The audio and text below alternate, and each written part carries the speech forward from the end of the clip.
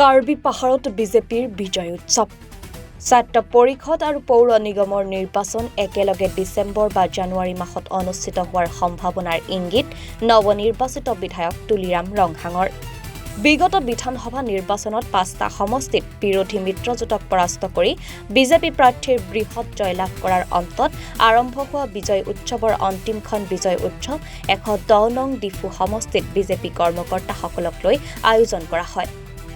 উৎসৱত মুখ্য কাৰ্যবাহী সদস্য তুলিৰাম ৰংহাং লগত নৱনিৰ্বাচিত ডিফু সমষ্টিৰ বিধায়িকা নিচৌ তেৰম্পি উপস্থিত থাকি দলীয় কৰ্মকৰ্তাৰ সম্ভাষণ গ্ৰহণ কৰে।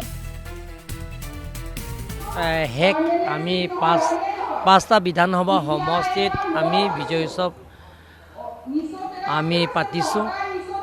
আমাৰ কাৰ্যকৰ্তাসকলৰ লগত লৈ যিবিলাকৰ লোকেল কমিটি গোটেই হোল সেট মৰ্চা যিমানখিনি আছে লোকেল কমিটি লগতে পেইজ ইনচাৰ্জ শক্তি কেন্দ্ৰ আৰু মণ্ডলৰ যিমানখিনি মৰ্চা আছে তেখেতসকলৰ লগত আজি কাৰ্যকৰ্তাসকলৰ এটা বিজয় উৎসৱ সন্মিলন।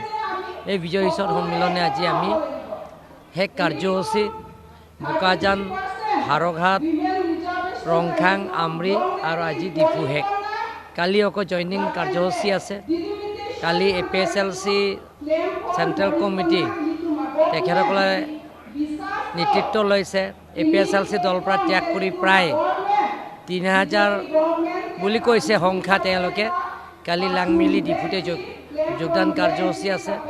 এনেধৰণৰ যোগদান কাৰ্যসূচীতে আমি কণ্টিনিউ চলি থাকিব। গতিকে আজি কাৰ্যকৰ্তাহঁতৰ লগত এটা বিজয় সন্মিলনটো আজি শেষ কাৰ্যসূচী। কাৰ্বি আংলঙত যদি যিবিলাকৰ সমস্যা আছে ৰাজনীতিৰ সমস্যা আছে, বৰ্ডাৰ ইছ্যু সমস্যা আছে, নিবনুৱা সমস্যা আছে আৰু অলৰাউণ্ড ডেভেলপমেণ্টৰ সমস্যা আছে, হয় গোটেইখিনি সমস্যাবিলাকত মই মাত মাতিম। ডিফুৰ পৰা তনু মজুমদাৰৰ ৰিপৰ্ট, এনি ভাৰত 24।